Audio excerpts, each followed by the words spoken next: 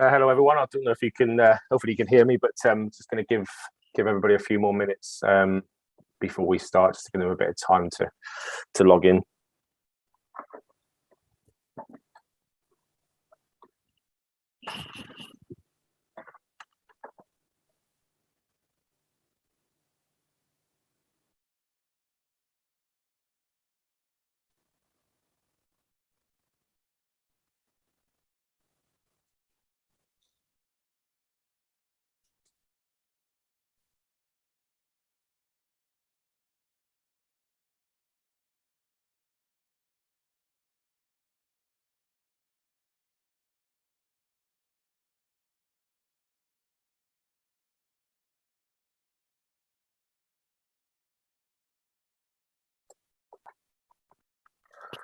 Phil, how long is the presentation for?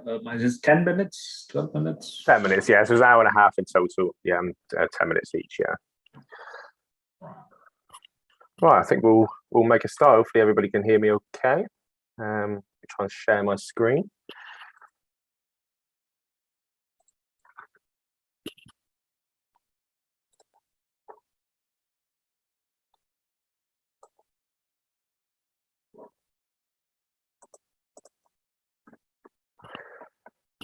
Okay. Can one of the panelists just acknowledge that they can see my presentation? Is that okay? Thanks, Pat. Thank you. Right.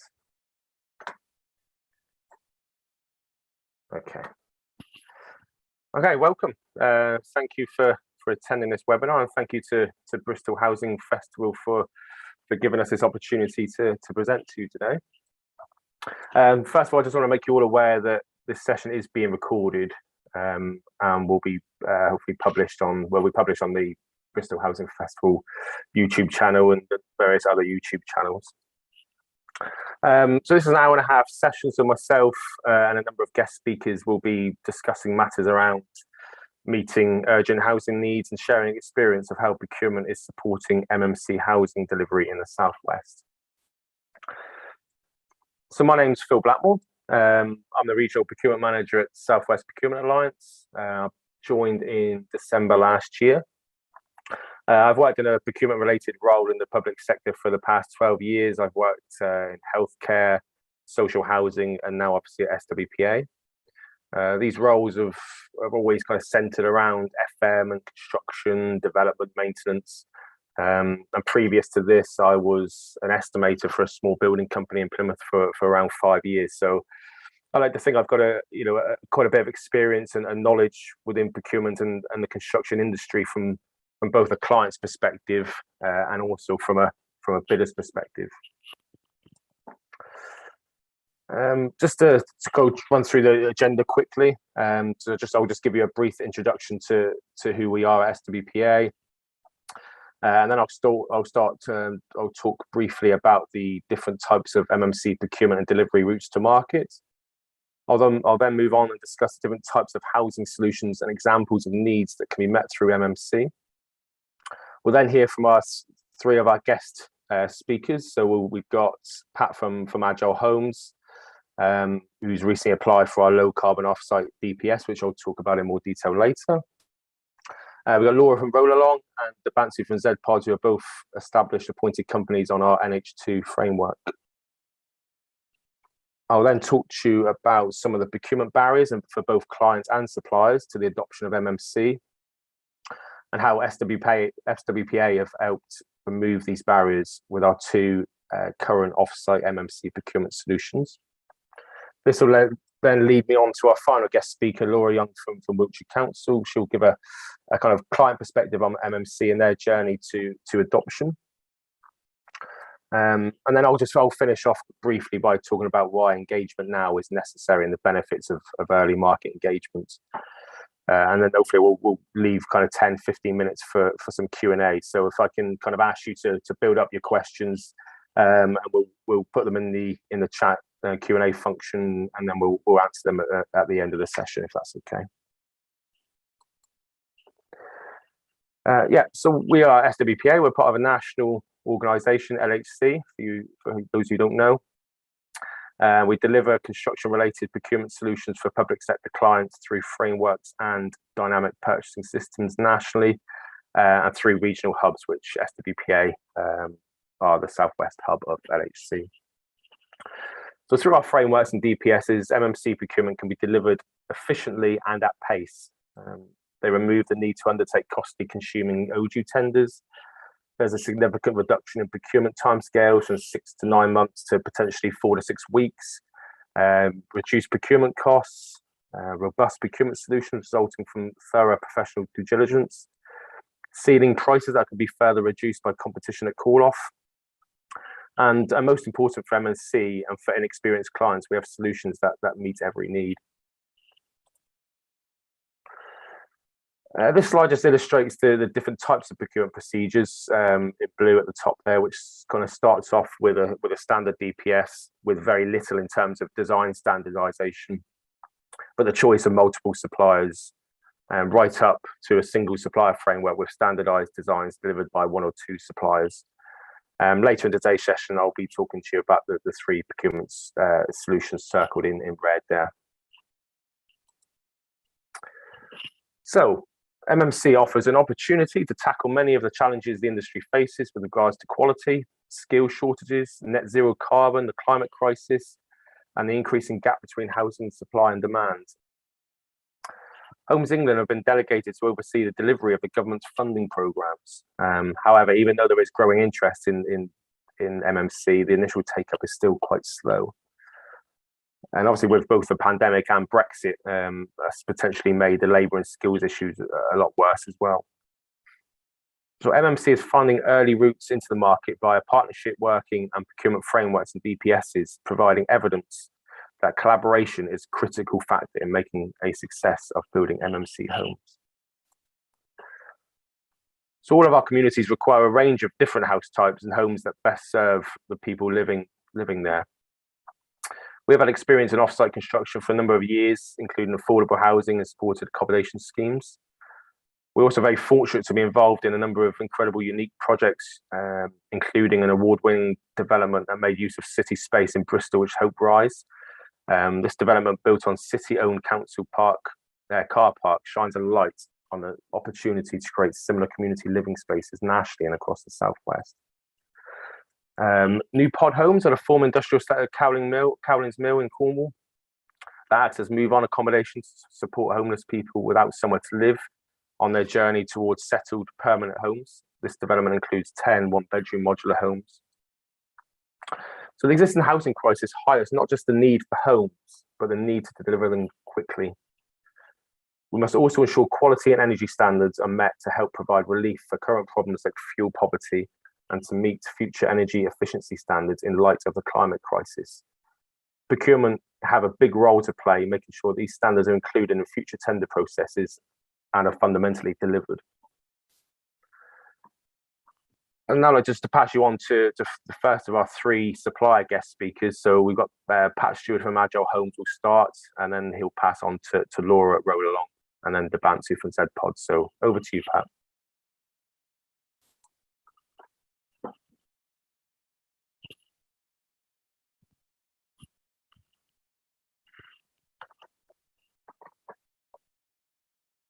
Can you see my screen, Phil? Yes, I can. Yeah, Pat. Yeah. Thank you very much. And thank you for the invitation to speak. I was asked to talk about Agile Homes and what we do, and I could tell you all sorts about specification, performance, and the product itself, but I'm not going to do that. That's for another time, if you like. What I am going to talk about is why we do what we do, and you've touched on some of that in your introduction, Phil, which is around homelessness and housing need and pace. So I'm going to focus primarily on people and planet, really important, and I'm going to use one home that we've delivered in Torquay to illustrate our people-focused approach, our social value, if you like. So there are many stories associated with this and some amazing added value. I'm going to touch on some of that. And it's that approach that's led recently to Crisis UK, the homelessness charity, investing in us as a business and working with them to try and end homelessness. So just I'm going to introduce you to a few people as I move through, and if I can make that work, that would be brilliant. But first of all, a quick introduction to Agile. We're a 2-year-old SME, but with a huge amount of experience behind us, whether that's around modular housing or modular building delivery, low carbon, finance, project delivery, and so on. I won't go into that in great detail. We're a triple bottom line business, but we put people and planet and profit at our bottom line, and we're not afraid to talk about profit, but primarily we talk about people and planet.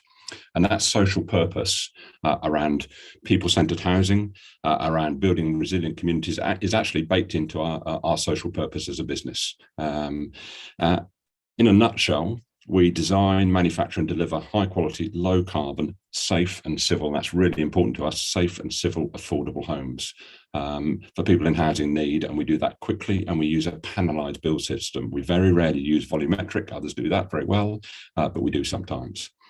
And we take projects from concept all the way through to turnkey. Now, I'll cover that a little bit in a minute. Our USPs are around, we get land for free. We're not a traditional developer. We don't buy land. We work with landowners to deliver homes for them, and we build with carbon. So our people-focused approach. I'm going to introduce you first to Nuno, who came to this country from Portugal some 20 years ago, and unfortunately for him, he fell into some pretty bad company. So his experience has been around substance abuse, prison, and homelessness. We first met him under the Everyone In campaign. He just moved into a hotel room, but he'd literally been in a shed alongside a church hall next to a site that we were working on. Now, we were introduced to Nuno because we wanted to work with somebody who had experienced homelessness, who had experienced being in prison, to support us in terms of building this home that's in behind me here at Torquay. We wanted to help him get back on the rails, if you like. So we provided him that opportunity, that support, and the support was primarily provided through a wonderful local company in Torquay, MW Benny, who did a fantastic job in terms of working with Nuno and his dog Bella, actually. And he now, as a result of that, as a result of working with us and MW Benny for 3 months, he has a permanent job and a permanent home, which is not neither of those things he had before. So we try and put people first wherever we are working, and that includes people who aren't necessarily going to be housed in the homes we produce, but there are people that are working on them. So I can't name this person, you'll see why that is in a minute. She landed up in Torbay as a single parent with a 4-week-old baby.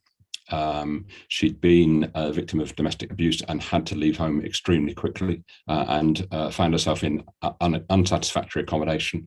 The council were working really closely with her, and I'll introduce you to Tara in a minute. Tara was working very closely with her, and she was the first occupant of the home that Nuno helped us build here in Torquay. It was a perfect home for her. It is still a perfect home for her. It's near local amenities, bus services, shops, and so on, and has provided a really good start in life for her baby, who's now about 5 months old, probably just over. Now, she's provided with wraparound support by the council, by the health service, and so on, and to help her become more independent. And as soon as that happens, she's able to move on out of this accommodation, this home, and somebody else comes in. Now, that, from the council's perspective, is a fantastic invest to save model. It helps reduce costs. So our next guest in this room, if you like, you'll recognize her. And this is a bit about planet, but it is about building for our children and grandchildren, if you like. So not only do we build safe, civil, high quality, affordable homes, we also capture carbon in doing so. We build with natural materials, timber and straw in particular. And we also seek to reduce significantly operational carbon. So very energy efficient homes, helping reduce fuel poverty. They are super insulated, triple glazed always. We only use electric, we don't use gas, and each home is PV enabled. And we build now to Future Home Standards 2025. We comply with national space standards, and we only use brownfield sites, whether that's roofs, gaps, garages, car parks, you name it. We're happy operating in those areas. And what's really valuable to us is about social impact. We're around to do much more than just deliver homes. So part of our model is working with offenders and ex-offenders. As I've said before, we're currently working with HMP Lay Hill and their workshop there. And that's because the revolving door of reoffending in the UK costs £18 billion a year. That's £18 billion to us as taxpayers. That's what it costs us. And it's crazy. When we got to hear about that, we were determined to get involved in trying to reduce reoffending. So what we do in HMP Lay Hill, working with prisoners, is provide them with purposeful work, skills and qualifications in modern methods of construction, and therefore a better chance of employment on release. And a better chance of getting themselves into rented accommodation. So many prisoners leave prison with £46 in their pockets and absolutely nowhere to live. That's been so successful at Lay Hill that we're now looking at a distributed manufacturing model across prison workshops in the UK. More to come in the future. And then just to make sure that this is clearly understood, as I said, we have a panelised solution made of timber and straw. You can see that very clearly illustrated on the left-hand side there. But that panel then has a choice when it leaves the workshop. Sometimes those are commercial workshops, sometimes it's prison, but they can either go to very traditional-looking homes or they can go to very contemporary-looking homes. It doesn't matter to us. We can build either. Back on the people story, just introduction to Tara. She's the Assistant Director for Community and Customer Services at Torbay Council. She has a huge amount of responsibilities, but one of them is finding homes for people. And there's a massive demand, as Phil touched on earlier. And yet at the same time, there's a decreasing supply of emergency accommodation, and even putting people in emergency accommodation costs Tara £2.3 million per annum. That's a massive cost. So working with Tara, we identified the land that she could unlock, public land. It's hidden in plain sight. It's right alongside an NHS office building belonging to the council. There was a little bit of space there. We said she could put one home, one permanent home. And she now knows, she can see the way in which she can deliver homes quickly on land hidden in plain sight. And that home we delivered in Torbay very quickly delivered a social value of £1 for every £1 spent on the home, which is a fantastic result as far as we're concerned, and Torbay Council can see that as a fantastic model for them. And partnership is absolutely critical to us. Co-production is key, as it says here. So we work very closely with the Police and Crime Commissioner for Devon, Cornwall, Ards, Alison Hernandez. Her objective is, around keeping communities safe, reducing reoffending. So she was really keen to see how this concept of using prison workshops to manufacture our panels to use in our homes actually worked. So she was determined to support that and has done so. In effect, she paid for the delivery of the TAM, one of our homes in Torquay. That cost £105,000 for a one-bed, one-person, national space compliant home. So she can see, and we can see, that concept of delivery through prison workshops and reducing reoffending really works. And as I indicated just now, now's the time to scale up. And just to touch on the point Phil raised, pace is really, really important. So by and large, from point of order to point of handing over the keys to any client, it takes around 24 weeks. It was half of that before Brexit and before the pandemic, but we've had to account for longer timeframes in terms of some of the lead-in items, so it's now around 24 weeks. We try and do it in less. But importantly as well, we can put up the shell of a home, and you can see that in the top right-hand corner of your screens there, that goes up in 5 hours. So we can do that in an afternoon, from delivery of parts to site to completion of a shell in 5 hours. It used to be 5 days, it's now 5 hours. And finally, just to emphasize a point, a slightly different example here, placemaking is absolutely key to us. And working with a community, as we did so here with the example of Emmaus Bristol, right in the heart of the city centre, creating a community on the rooftop of Emmaus Bristol's office space. We started, what the community said to us, and people who had previously experienced homelessness said they wanted independence, but they also wanted connection with each other and with the community. So their independence is provided by the homes that we've designed and will hopefully deliver next year. And importantly, the connection is in the spaces around those buildings, in the courtyards around those buildings. And we designed this actually around those courtyards. The homes didn't come first, the space for people to connect came first. So that's me, and I can now hand over, I think it's to Laura, is that right, Phil?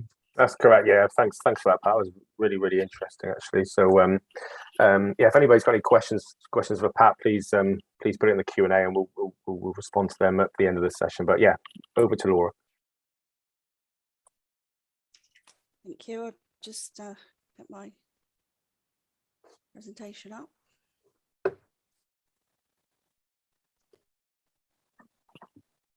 We'll see that okay? Yep, that's fine, Laura. Yeah. And can you hear me loud and clear? You can indeed, yeah.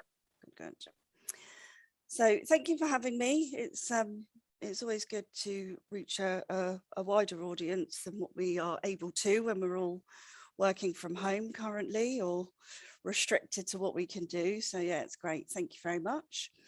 So I'm just going to run through this presentation just to give you a feel for what Roll Along do, because I'm not sure the name actually gives a great indication of what it is that we do. And then just to give an idea of how we've developed our product portfolio to meet current housing demands. So Roll Along specialise in the design, manufacture and construction of permanent buildings using off-site volumetric techniques as a primary method of delivering high quality homes.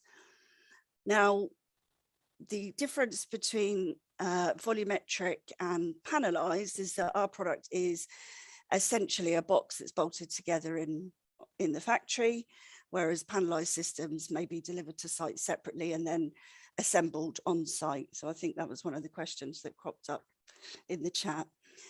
Another question we were asked is MMC, so that stands for Modern Methods of Construction, which does make me chuckle a little bit because the concept of what Roll Along have been doing has been going on for nearly 75 years. So it's not a new concept. It's something that's evolved drastically especially over the last sort of 5 to 10 years, really. So we're based here in Dorset. We have an 11.5 acre manufacturing site. It's also our head office. We are one of the South's largest offsite design and build modular contractor. And as I said, over 75 years of experience. The name Roll Along comes from the fact that we used to manufacture caravans. Being in Dorset, that makes a lot of sense, I imagine. So our long history stretches back to defence at MOD. We've delivered many sort of MOD assets over the years, residential, which we have been involved in for, gosh, some 20 years, but obviously we're seeing a massive incline in demand for that. And education is a real mainstay of our business. So in terms of accreditation, we are ISO 9001, 14001. We have construction online membership, and we have CHAS certification, which for any construction company, I'm sure you would expect to see the majority of those. We are also BOPAS, so that's the Build Offsite Property Assurance Scheme. So it's an assurance scheme specifically for the nature of what we do here at Roll Along, and my colleagues at Agile and ZPods also. So we are NHBC registered, and more recently we've achieved accreditation for NHBC Accepts. So that gives us a full system warranty for our sort of low-rise housing. It's something that's taken us a substantial amount of time to get to, but we're very proud of that achievement. So these are just copies of our, oh, sorry, went a bit too far there, copies of our certificates. So as part of our, as I mentioned, we've been sort of dabbling in residential for many years. As part of our product development over sort of recent years, we've partnered with a local housing authority to develop a range of standard house types based on the portfolio that they already had in their armoury, mainly around traditional build. So we've taken those standard, tried and tested house types and essentially modularized them to suit our volumetric system. Now, this slide here gives you an idea of, although the steel structure and the internal structure will be determined by our in-house design team, the look and feel of the products can actually be determined dependent on the location of the site. It can be traditional, it can be modern, it can be in keeping with the local area for whatever is required. So just to give you an idea of how our modules, our houses fit together. So we take 2 modules to build up the ground floor, and then we put 2 modules together to build up the top floor. Now, the reason we do this is because we are in Dorset and we don't have the luxury of major motorways and A roads in abundance, and a lot of our delivery areas are quite difficult to access, especially if you have an extra wide or an extra long module that you want to install on site. So therefore we developed our range of products with this in mind, so that allows us to deliver to rural or urban areas depending on the client's requirements, but it's kind of a catch-all scenario, and to lessen the pain on the local residents as well. So this is I hope this works, Phil, please tell me if it doesn't.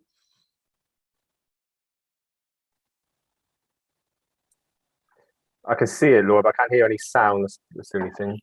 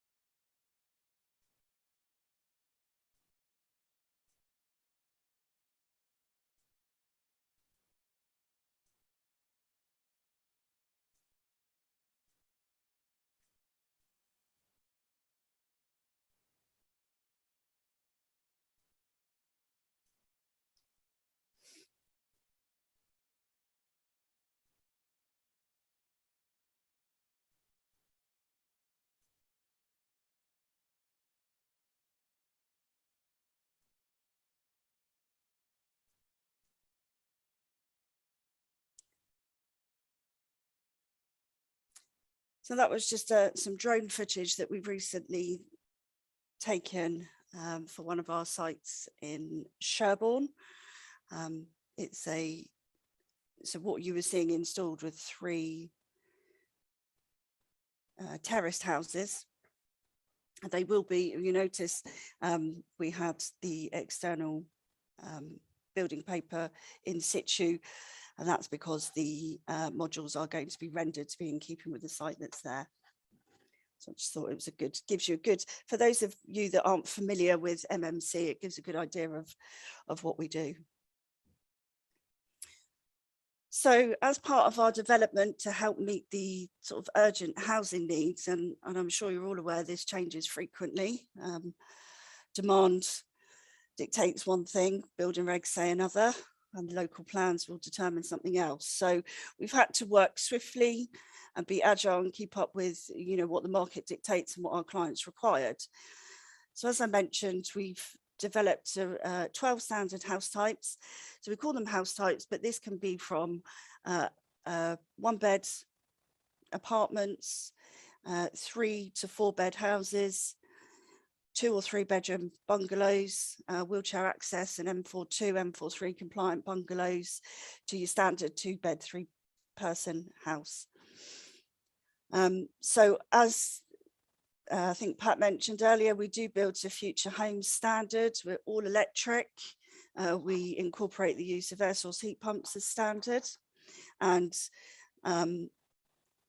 we do offer the option to upgrade, because another thing that's sort of a buzzword at the moment is net carbon zero. So we have the option to take our base model, Future Home Standard, and upgrade with the addition of technology, including PV, MVHR, etc. So as I mentioned, we are M42 compliant, and I say M43 ready because, and Laura can probably vouch for me on this one, not always is there, although we recognise that there may be a potential need for an M43 property, at the time of placement of order, there isn't necessarily a tenant in mind. So the development as the product has been about really making sure that we future-proof our properties, that they can be adapted easily and swiftly to meet the needs of the local authorities. So when we say M43 ready, all of our electrical sockets will be, you know, in the right places. We have additional panels in the bathrooms that can be removed to incorporate, you know, wet room facilities, lifts, hoists, and there is also the ability to adapt the kitchen, so you have height adjustable worktops, hobs, etc. And this is something that is fairly new in our development as we work with our clients and come across the ever-changing platform on which we're working. So originally our standard house types were built to 85% NDSS, and that in the last 2 to 3 years has quickly evolved to 100% NDSS as is required. As I mentioned previously, we have NHBC warranty. We also have a large manufacturing capacity and storage facility. Now, that storage facility has become rather key to what we're doing at the moment, because as we come out of the pandemic, we've seen several delays in planning applications or delays on site that have been beyond anyone's control, but it's allowed us to continue to build the properties for our clients, but then store them on site until that site is ready to be received. And I think, as I say, that is more important than anything else at the moment, to be honest. We've also developed a regional delivery solution, and that is in the shape of our smaller modules that are more accessible, but we have also extended the rights for the standard house types across any other authority in the local region. And the experience of this, Laura Young as a client has sort of adapted the standard house types and offering an off the peg kind of building property that hopefully has been pain-free. So just another note, talking about the sort of regional delivery solutions and the modules, we offer a wide fronted home. Often we see sort of quite narrow tall buildings, but the wide fronted homes that we offer seem to be more aesthetically pleasing. And you know, Pat talked about earlier social value. We like the tagline, "A local homes built by local people," and that's something that we really want to focus on moving forward. And that's all from me. If you have any questions, I'm happy to answer where I can. Thanks, Laura. I think the kind of the Q&A function is working quite well at the minute, because I think people are putting questions in, and I think speakers are tended to kind of answer them as we're kind of going along. So brilliant. So we'll try and carry on doing that and try and answer them as a session goes on. But some questions I might have to wait to the end. But yeah, thanks, Laura. Debansu, over to you.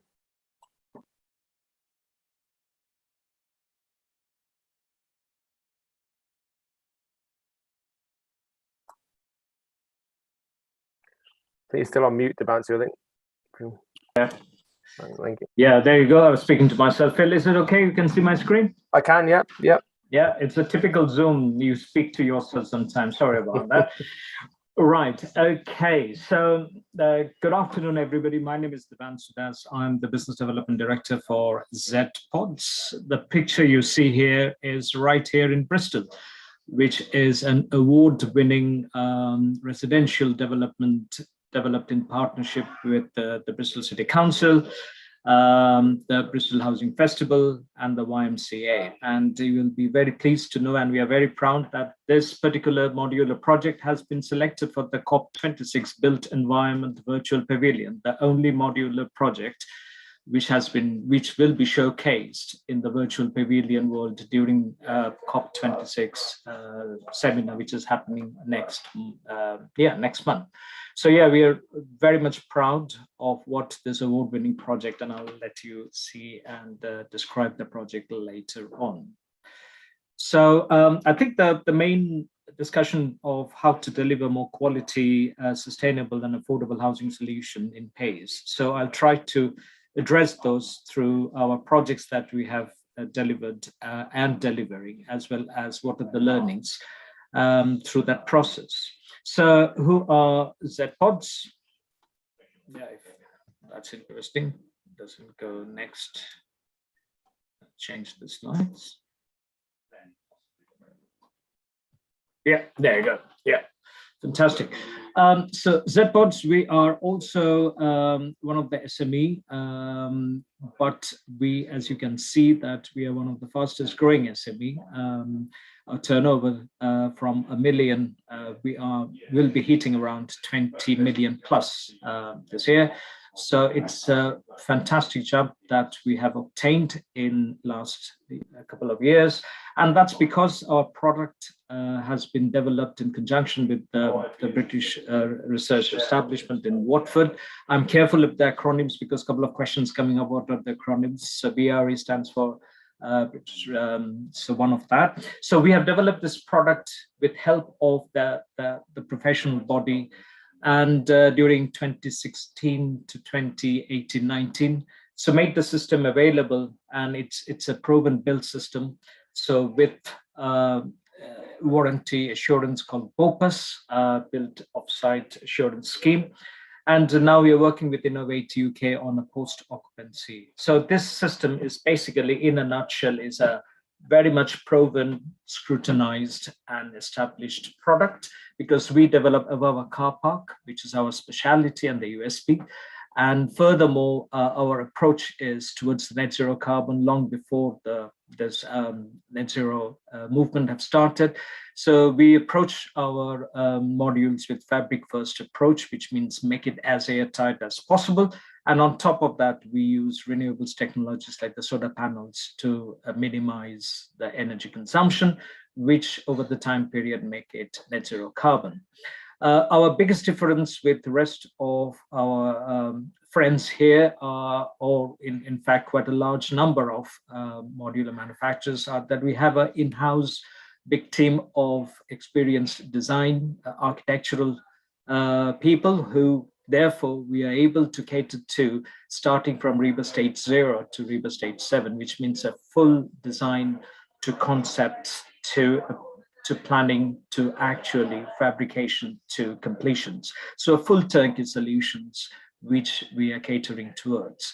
We are now engaged with over 18 public sector bodies, local authorities, housing associations, and working constantly with MHCLG and GLA, who is the UK bodies of the housing sector. Our speciality is that we can bring forward various kind of development side, whether it's a rooftop development, which is RTD, or a flood zone, or a car park, or infills, and our sizes vary from 10 to 100. So size is not a matter. It can be anything. In fact, all the projects that I will show you later on are of various constraint sites with various difficulties. So I'll show you one of our scheme, which is the how we build, and that will help you to understand of affordable. This particular scheme, have a look if I can see how we've done.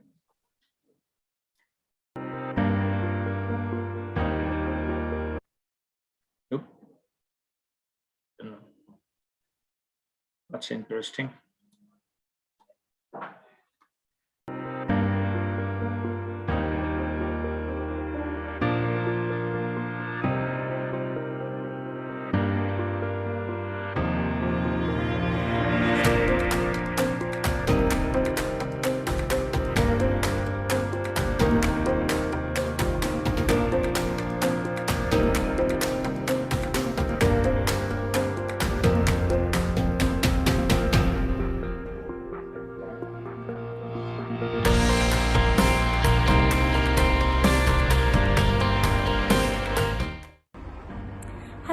name's Sam and I'm a community builder here at Hope Rise, which is the Z-Pod complex in Bristol, St George's Park.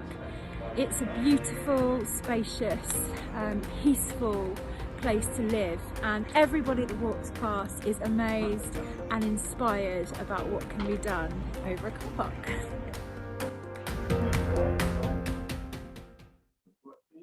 So that was Sam, who is basically a resident of that complex and falls a part of the placemaking which Pat mentioned.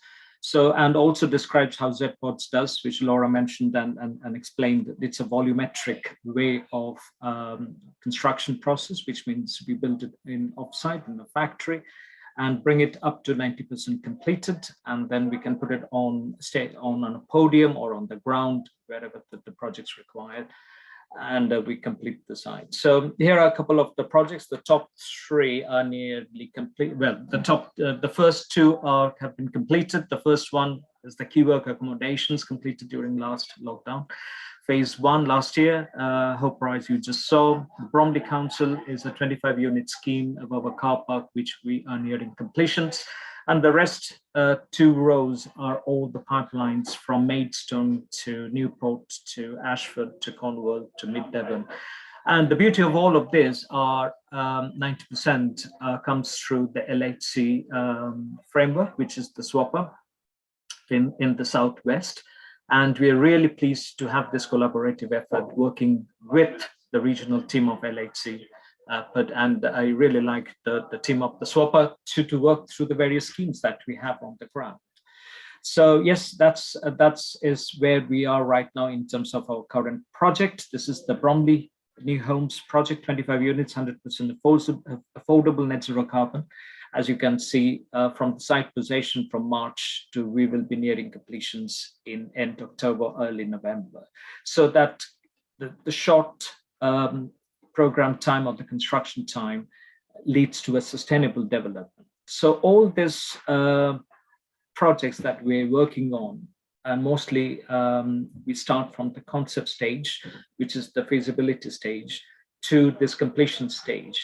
That has given us a lot of inputs to share with you in terms of what are the key things. I've just mentioned 5 key things, which probably will be useful for you to understand.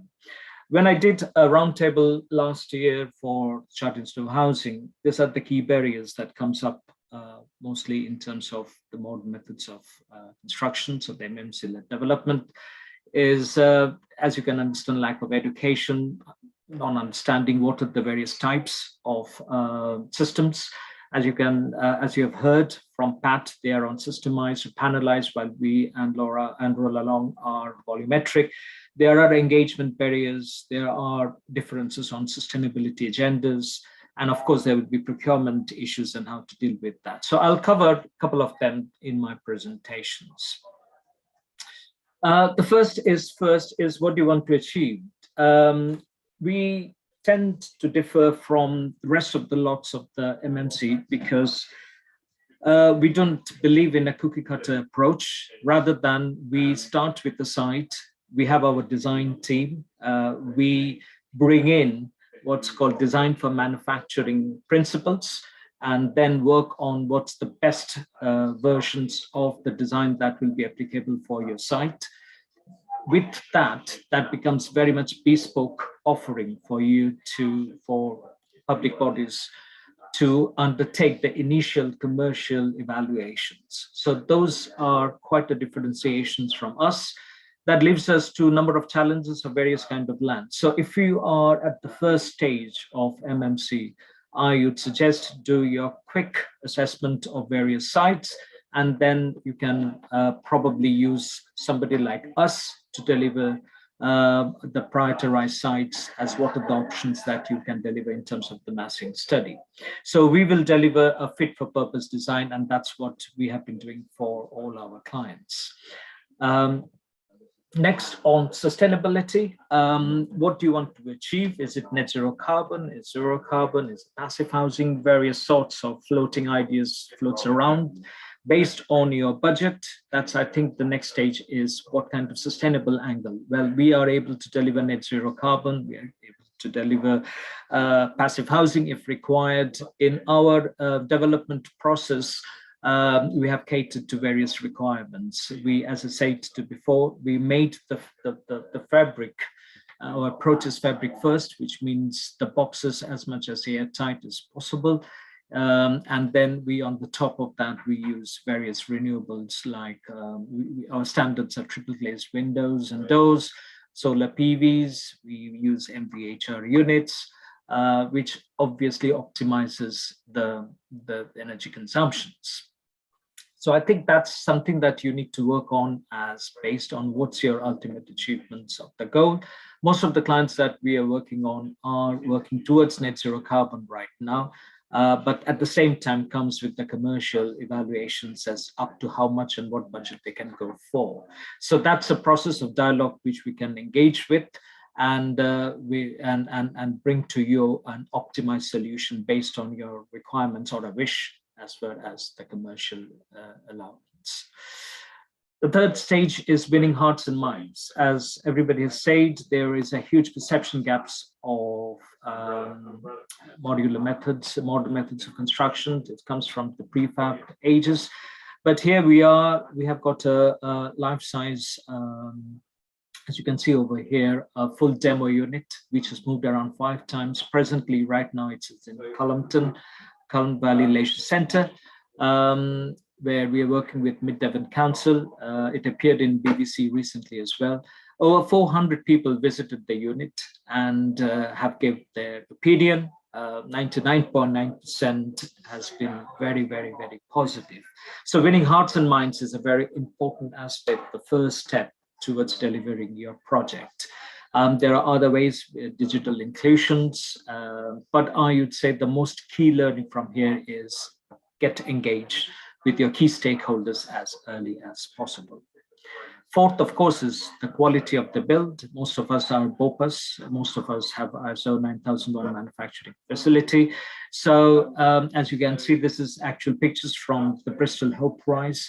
Build quality is something that we can't compromise upon.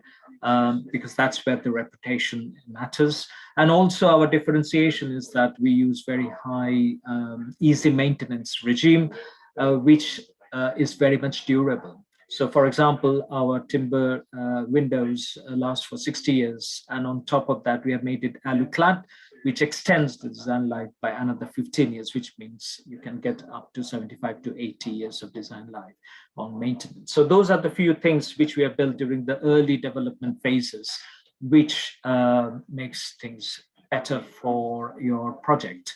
And of course, our design has dual aspects, so enough of sunshine and all these things at the design stage, which we cater to. And finally, the procurement. Procurement is an angle which most of the public sector bodies comes up, and as you have listened on various conversations, that is a bottleneck. The way we are working through, and in fact, we are very successful in getting over 10 odd councils to have a direct award call off, is through LHC, and many of them are through the swapper, and they have possibility of using the NH2 framework, where we are on their contractor list, and which enables them to provide direct award through certain processes that maybe Phil can elaborate at a later stage. But we are able to use this OJU compliance best value demonstrative procurement tool to reduce that cost and the time of the procurement. And it has been, and most of the councils have their first modular project and they have engaged us through this. So it's not that they have used it before, but they're the first time they've used it. So as a stages, various councils, various public bodies have gone through in various stages. So the left 2 sides shows from the concept to planning and then procurement. For Bromley, we started with concept, planning, and then procurement at the same time. But our best route of engagement is here. So start early where your concept stage, we can definitely help. We can engage with you, deliver that initial feasibility massing. Then possibly is the procurement stage, where you can overcome the procurement issues, work with your procurement bodies, procurement departments, and other departments. Once you sort out the procurement, then we can engage with you on the PCSA strategy, which means we on a PCSA agreement, which is pre-construction service agreement, which thereby will enable you to take from REBA stage 2 to REBA stage 4 up to the planning. And once planning is approved, we now engage with JCT design and build, which means from actual fabrication to completions. So this is the way most of our clients have been engaged with. But the step 2, the procurement aspect, is where LHC and SWAPA will be helpful. Another thing, if you want to learn more about the Bristol Hope Prize, and I can see that the author of this particular project, this publication, is also on the attendees list. So thank you for joining. So it's a fantastic publications capturing all the difficulties and recommendations. I've just mentioned a couple of them. That's a publication which you can get access to. Either you can write to me or to Phil or to BHF to get a copy of that. It is a worthwhile read to go through, from procurement issues to planning to everything. It's a well-captured document of what's the learning of this project. I'm not going through because of lack of time. But these are all that. Just the early education aspect is important. Get early engaged, get to your sustainability angle, get to your project brief right. It is a two-way dialogue, and then start with the procurement process and maintain the quality. And we will be able to, and whoever is your principal contractor will be able to deliver that social value angle, which is very important. So yeah, thank you. Hopefully I've got in time. Sorry, a bit extended time. No, thanks, Deepanshu. Thank you. You probably, to be fair, you probably helped me out so I can kind of reduce my time. And I think my slides are probably a bit more boring than you lot. So I think people will probably appreciate it anyway. But no, thank you all. And you kind of make one good point, Deepanshu, which I'm going to kind of touch on a bit more later. Is early engagement. That really is the key. Certainly is from my perspective, from a procurement perspective. But I'll touch on a bit more of that in a short while. Yeah, if you can unshare your screen, Deepanshu, then I'll share. Oh, sorry. That's okay. Okay. Right. Hopefully.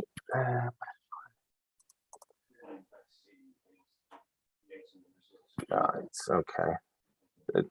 Can everybody see that? Right. So I think just very quickly, one of the questions was around what is a DPS. So just very quickly, a DPS. So if I'm comparing a DPS and a framework is very rigid. It's set for 4 years.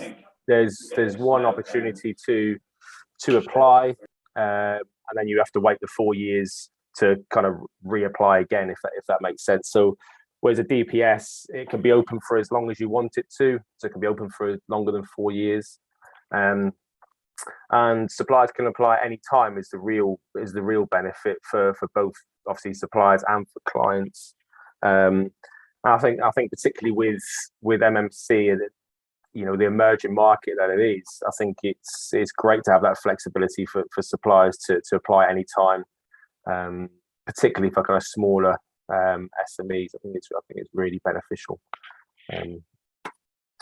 So we're all aware of the advantages of MMC in terms of quality, compliance, sustainability, speed, reduced costs. And MMC offers an opportunity to tackle many of the challenges the industry faces with regards to quality, skill shortages, and the increasing gap between housing supply and demand. And there's undoubted government support to embrace MMC to build new homes at pace while maintaining the highest levels of quality assurance. This is set against the backdrop of the UK needing to build up to 300,000 new homes per year, a target which is frequently missed. So the construction playbook was launched by the government at the end of last year, where the adoption of MMC is encouraged for faster delivery of projects and at scale. The proposed changes in the playbook are greatly needed, and the drive for adoption of MMC will ensure that the UK will see more investment in training and apprenticeships, driving forward innovation, boosting productivity, and focusing on value for money in public sector developments. Bill, sorry to Yes, butt in that's there, all right, but we can't see your slides. Oh, have I? 2 seconds. It must be. I must have clicked the wrong. There we go. Can you see that? Yeah. Perfect. Sorry, apologies. So there are a number of barriers to adoption and risks that need to be understood if MMC is to become as common as more traditional methods. And it's likely that public procurement in the UK has been contributing to the blockage of MMC. The procurement rule should foster competition, which in turn should promote innovative and efficient solutions. But there are now clear signs from procurement practice that this is changing and that MMC is slowly moving into the mainstream.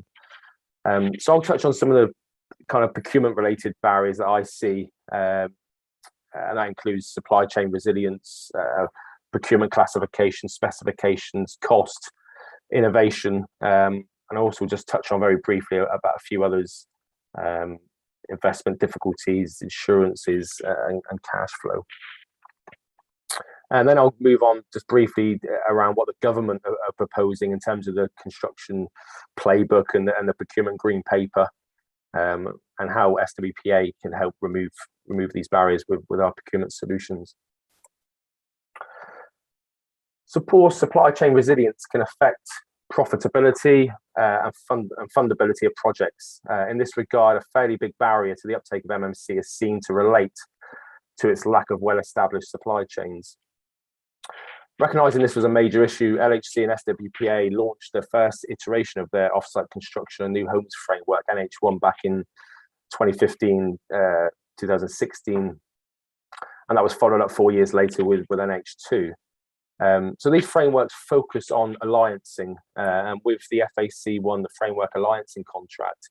This promotes an overarching theme which seeks to align objectives and interests.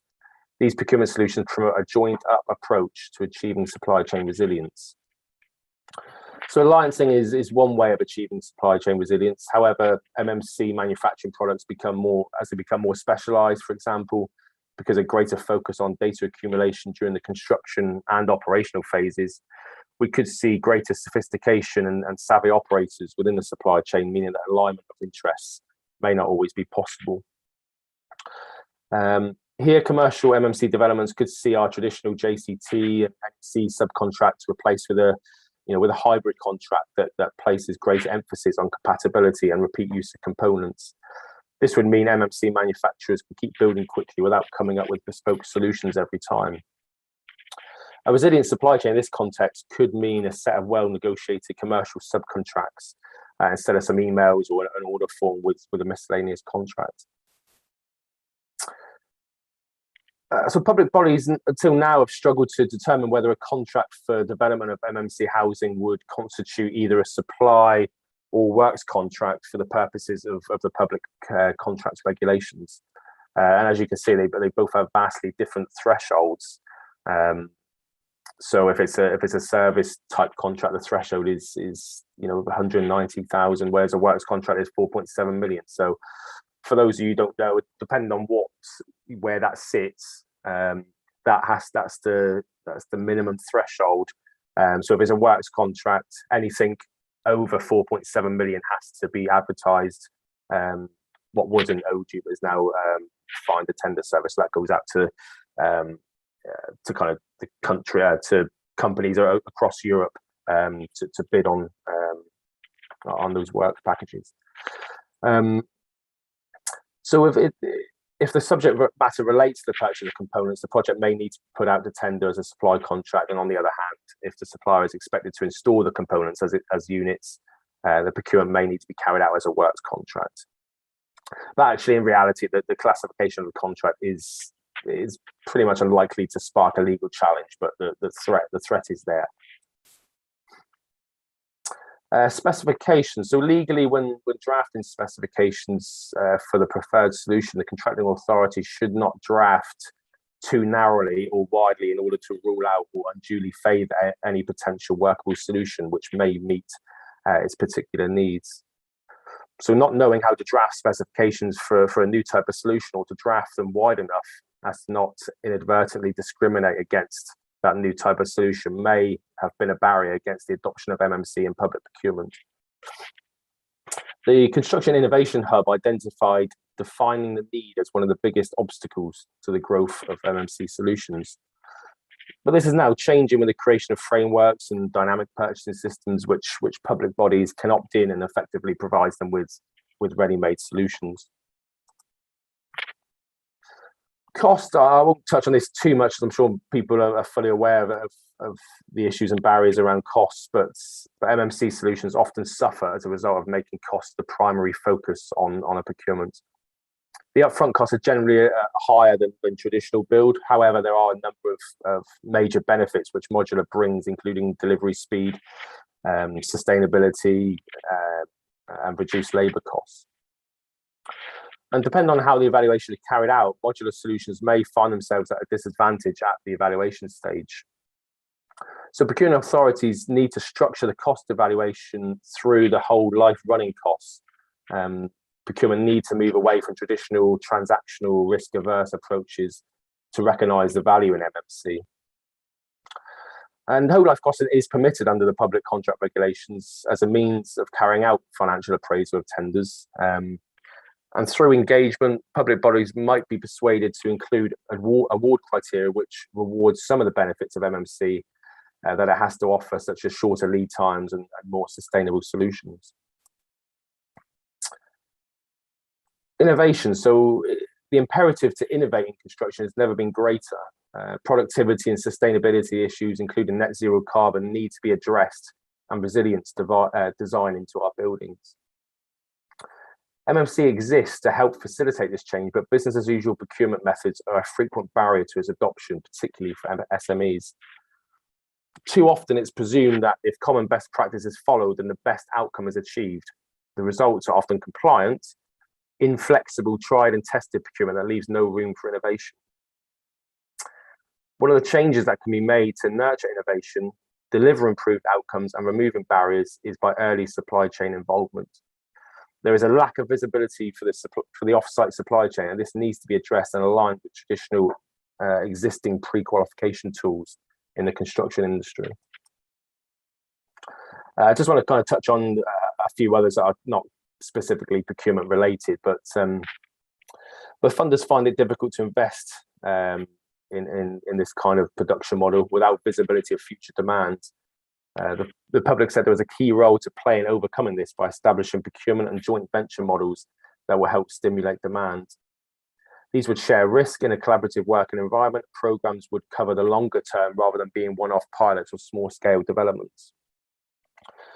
So transparency of capital and operational costs are key, including greater cost information and performance data, especially when a client will ask how the cost compares with more traditional methods. Bespoke insurance measures such as BOPAS, which the guys have kind of mentioned, are also complemented by existing warranty providers, including NHBC. However, we still need to move towards a position where warranties, insurance, and general mortgageability become as common and accessible for MMC as they are for traditional building methods. Currently, warranty providers use different standards for their assessment of homes, making it difficult to know what the homes have been tested for. So again, greater collaboration and transparency in technical assessment and validation across the market will ensure we have consistency of approach and can drive a more unified quality and standard-led approach to innovation. And finally, cash flow security and insolvency. So as many MMC companies are small or medium-sized enterprises, there are issues around cash flow and security, while a production model often requires significant upfront payments. Clients are understandably nervous about these, fostering a risk-averse attitude to MMC. There are also significant concerns around bespoke products and risks associated with insolvency, both during construction or in the future. However, this emphasizes how important it is for local authorities, developers, registered providers, and MMC specialists to collaborate in joint ventures and alliance agreements that, if robustly established, will go some way to addressing the challenges faced across the industry and improve house building growth in the UK. The risk has focused attention on standardisation and development of potential MMC design guides. So we've touched on some of the ways in which obstacles can be eradicated, but what other measures are in place to remove these, and what procurement solutions are available? So the government has, within the past 12 months, introduced the construction playbook and the procurement green paper, which I'm sure many of you have read. I just want to touch on these documents very briefly, as we are kind of tight for time, but I thought it would be good just to go over some of the key points which should help to break down some of the barriers to adoption. So the government are very positive about MMC and often talks about the role it can play. So we need to look for the opportunities within their agenda. So in terms of the green paper, the government intends to legislate to require contracting authorities to have regard to the government's strategic priorities for public procurement and a new national policy statement. So some of those priorities are around publishing pipelines, benchmarking performance, talks about diversity, innovation, resilience, risk allocation. So risk allocation should be subject to scrutiny prior to going to market with meaningful market engagements. And resolution planning, so suppliers of critical contracts to the public sector should provide corporate resolution planning information so that contracting authorities are prepared for any risk to the continuity of service delivery posed by insolvency. Then it talks about the introduction of the new competitive flexible procedure. This will provide greater flexibility for commercial teams to design their own procurement procedure to fit around their procurement, and will encourage innovation and allow them to engage with the market more effectively and proactively. And effective contract management. So the government proposed legislating to further tackle payment delays in public sector supply chains and give small businesses, charities, and social enterprises deep in the supply chain better access to contracting authorities to expose payment delays. And again, the construction playbook was introduced at the back end of last year. As you can see, it sets out a number of specific targets and opportunities, including favouring long-term contracting, standardised designs, driving innovation, improving risk management, taking strides towards net zero commitments, social value, all of which can help tackle barriers to the adoption of MMC. So what can SWPA offer to remove some of these barriers we have talked about and align itself to the playbook and the green paper? So we currently have 2 off-site MMC procurement solutions, which I'm going to talk to you about. Both of these solutions have their own kind of presentation packs, which probably take about half an hour each. So I'll condense them down so I can kind of talk about the main elements and in relation to the barriers that we've discussed and what benefits they deliver. So buyers generally do not know where to start with MMC. I think that's part of the problem. Suppliers can't get through the procurement barriers to show off their products. And on top of that, society needs affordable, high quality, low carbon homes at pace. So as previously mentioned, there are numerous blockers currently to the adoption of MMC, many around the unknown risks and how to integrate new data to make solid decisions and build new business cases. At the moment, the solution is to instruct the consultant to advise on the best options. Construction professionals then address viability and look to procure. This is obviously an expensive and long process. And this is exactly what our low carbon off-site housing DPS helps to eliminate. And in conjunction with the Construction Modern Methods CMM digital toolkit, it helps drive innovation and helps to facilitate outcome-led procurement. So basically it allows buyers to auctioneer against a database of modular housing developers to understand which construction systems, organisations and performance options will best suit the needs of a site and the buyer.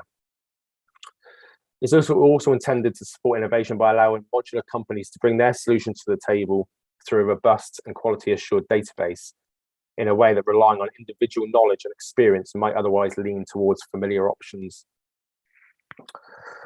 This tool makes a full spectrum of products visible and accessible to buyers, helping narrow down the field to a number of possible options based on local policy and project-specific criteria. One of the main reasons behind the DPS alongside the toolkit was to give support to small local developing suppliers of MMC, an opportunity to be in the shop window for public sector clients. So suppliers apply for the DPS as normal. They'll download, complete the application process. Suppliers are then assessed and evaluated based on financial, technical criteria. Once they pass that selection, it's then a mandatory requirement for them to input their offsite MMC solution into the toolkit. So the toolkit includes KPIs like the number of units they can deliver, the type of systems, whether it's panelized, volumetric, whether they offer turnkey, the dwelling type, energy efficiency outcomes, the regions they want to work in, the warranties and certifications they hold, social value, and lots more. So once they complete that, they're then awarded a place on the DPS. Contractors can apply, but the key requirement is that they have to partner with an MMC supplier at the point of application. And because this is a DPS, it offers a huge flexibility as it's always open to applicants.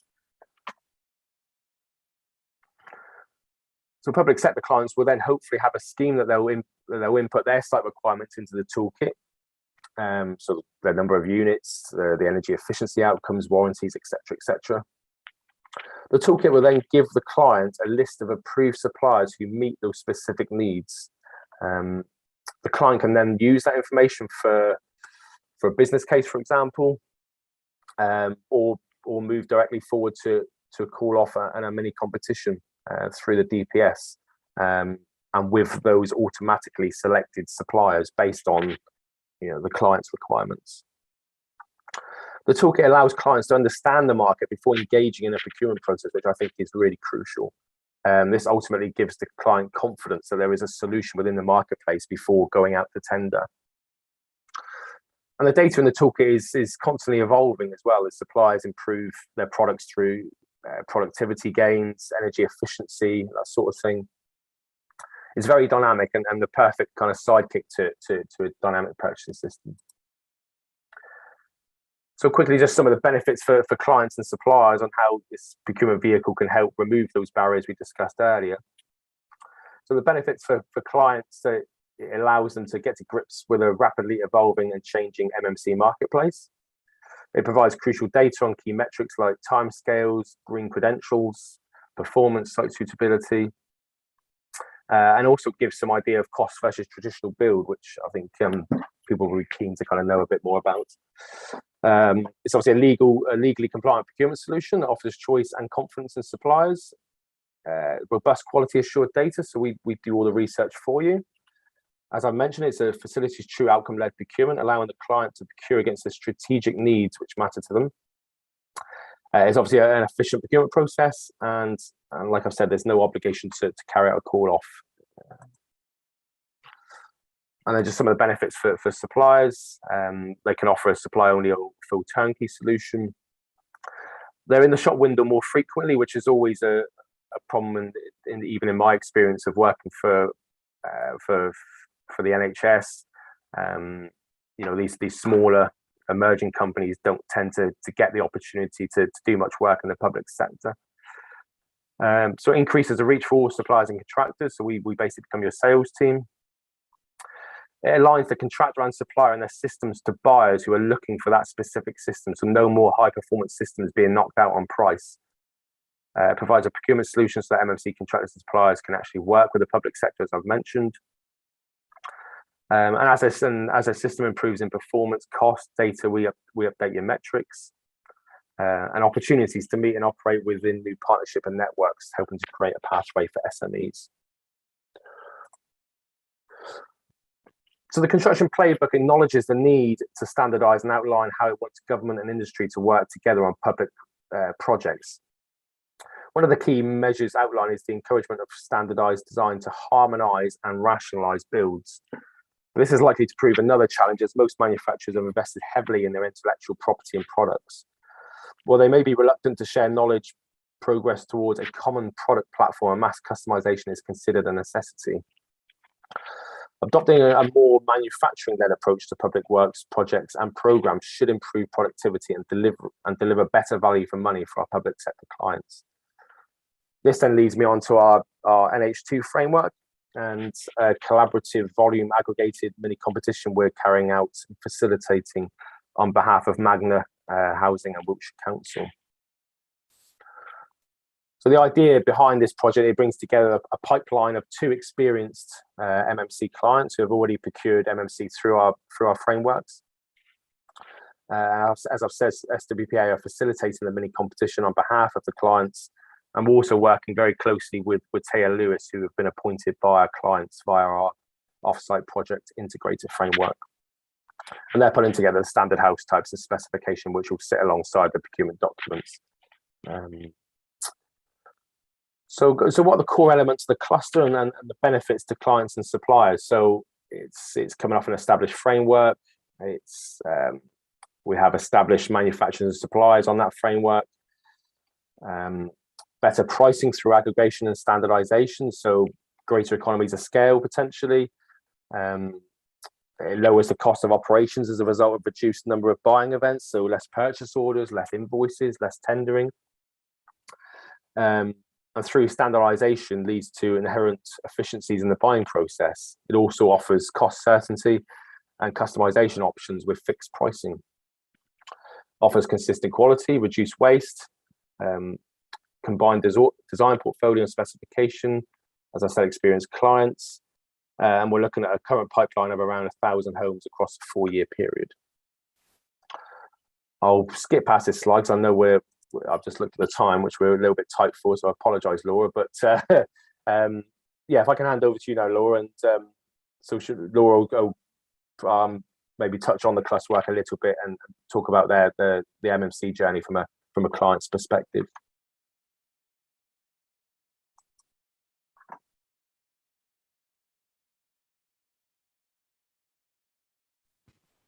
Are we seeing that? Yes, I can see that, Laura. Yeah. Okay, so yeah, my role as residential development manager at Wiltshire Council is to bring forward our affordable housing development programme, and I'm going to try really hard not to make this a procurement bashing session, because my experience of working with procurement was just painful. So we would have to go to procurement for, every single piece of tendering, whether that was just to procure an architect to do some basic proving layouts, or whether that was going out to tender. And I felt like we were getting a lot of things we couldn't do, but very little things that we could do. And so we started this journey out of difficulties of trying to actually drive our program forward, and finding ourselves being caught up, like lots of people have said today, in those public procurement thresholds, those public procurement rules. And as a local authority, we are very risk averse, and it was very difficult to enable our procurement department to see that we needed to sometimes be a little bit more innovative. So if we go back to 2020 February, these were the challenges that presented us at the time. And obviously things have moved on. Nobody knew what was going to come at this point, but these are the challenges that we were facing, that we had just been given an objective to deliver 1,000 new homes. As a council, we had a drive for zero carbon. We were one of those early adopters of the climate emergency and declared that climate emergency quite early. We were still actually quite new to the development world. We had delivered 150 affordable homes in the previous years, but we were still quite new. What we had built and how we had built them was very traditional, and we had just followed, a traditional path. but we were given this opportunity at the end of that phase, when we thought things would come to an end, to actually say, now the HRA borrowing cap had been removed, and as a council we wanted to actually fill the gaps that weren't being filled by our RP partners, building in the rural locations, building homes that meet our sort of more corporate needs and objectives around building homes for learning disability clients, for people with high adapted needs. So we were trying to fill those gaps in the market, but we were obviously then facing the difficulties with public procurement rules, but not only that, an extensive amount of internal approval processes to actually deliver our projects. And one of the biggest challenges was that we needed to deliver at speed, even though we'd only just been set the target to deliver 1,000 new homes. It's the need to actually see something tangible.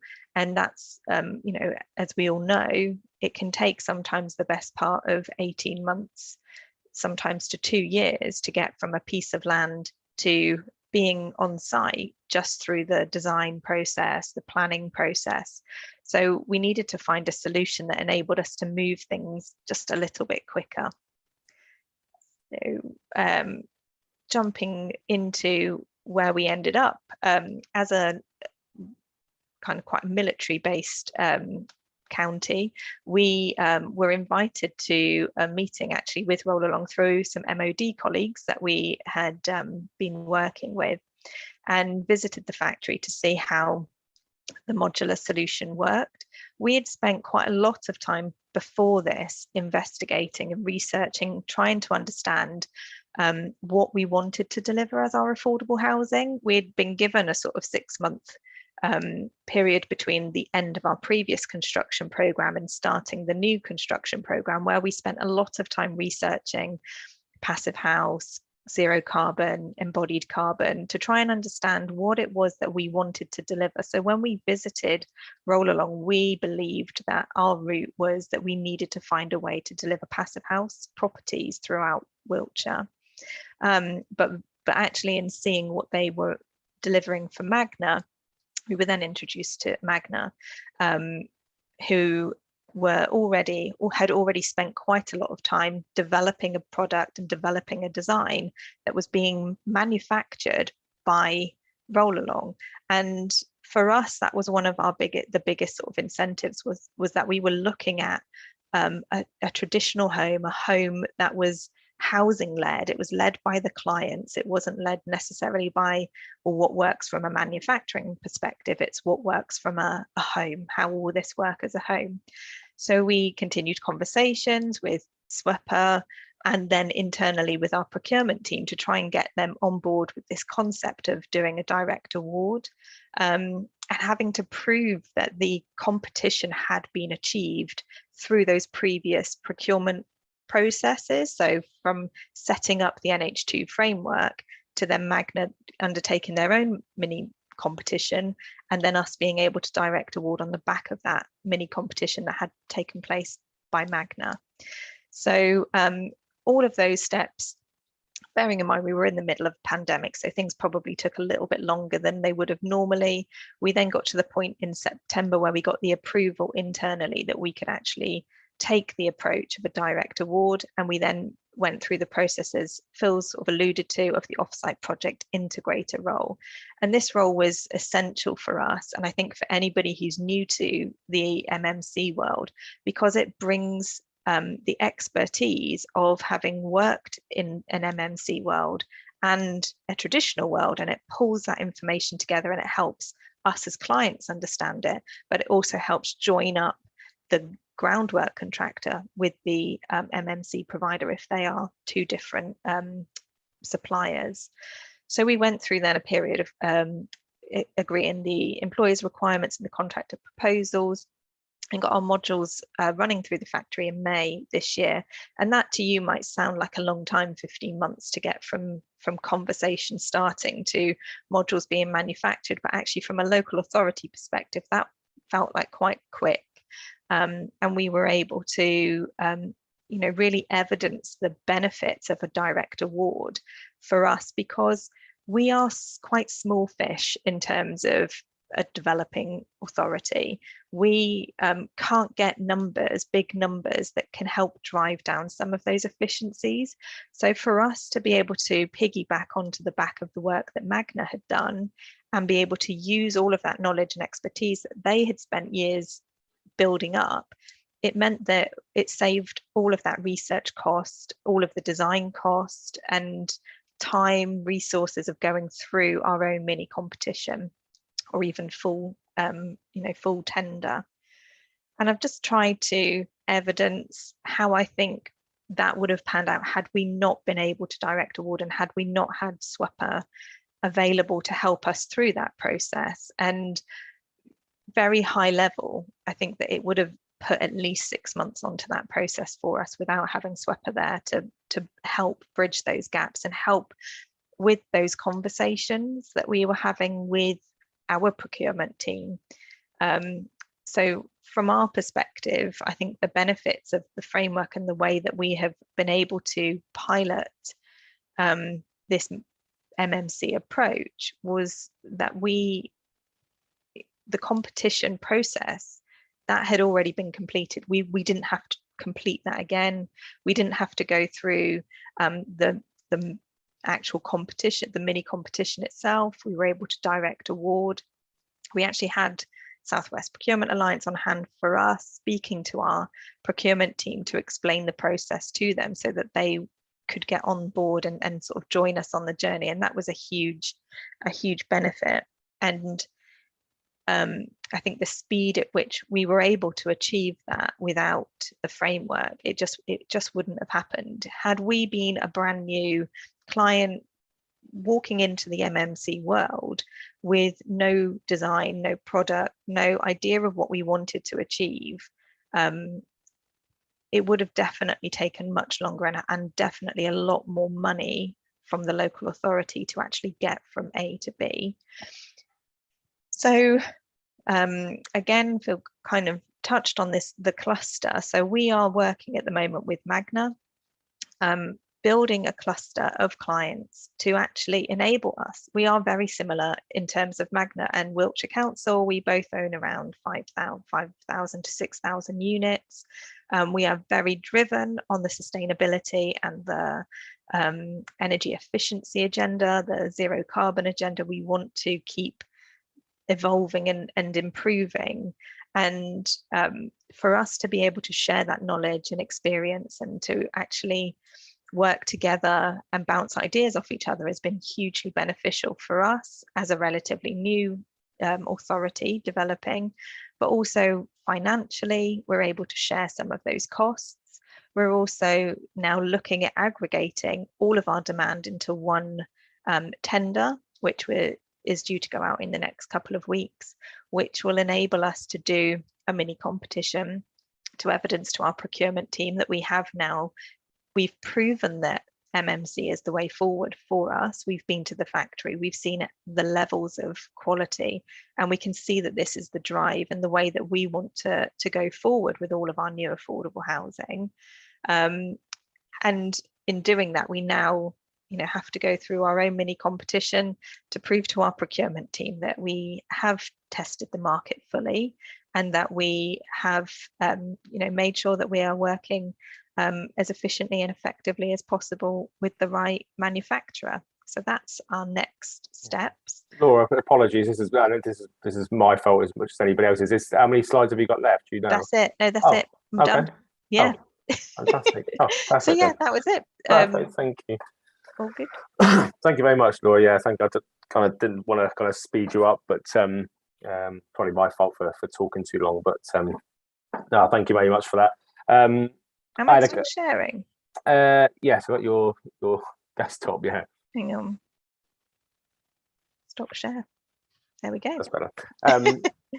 I've got a couple more slides, but what I'll do is I'll send everybody or Emily will send everybody the slide packs, the contact details for everybody, and also information around the NH2 framework and the DPS. Yeah, apologies, we're kind of short for time. Like I said, there's literally only a couple of slides left. So if anybody's got any questions, on those slides or any of the slides for any of our speakers, then please get in touch with us directly. I know there's a couple questions in here. One of them is probably quite easy to answer, Laura. It's, what is a HRA and why is it important? Is that something you can answer relatively briefly? It's the housing revenue account. So it's all of the money that comes in through our rents goes into a housing revenue account, and there used to be a cap on how much of that could be spent, and the cap was removed, which then enables us to borrow against our housing revenue account finance. Okay, brilliant, thank you. I think the final question probably might, I don't know how quickly you can answer this one, but why did Wiltshire decide to use SWPA as opposed to other frameworks? Did you have to go through a selection exercise? No, we didn't go through a selection exercise. We, as Wiltshire Council have a number of frameworks that are already in place, and this was one of them. So we were able to use it quite easily without having to go through too much more pain. Yeah. Good answer. Right, I think that's all the questions. I think luckily all the panel have been really good in kind of answering the questions as we've been going along. So that's been really useful, seeing we've gone past 5 o'clock now. But yeah, thank you everybody for your time. Thank you to the speakers for your time and effort. We really appreciate it. And like I said, everybody that's attended, thanks for your time. And we'll send out the contact details and the slide packs for you. And yeah, please get in touch with us if you've got any questions directly for anybody and any of our speakers. So yeah, thank you, and apologies again that we're going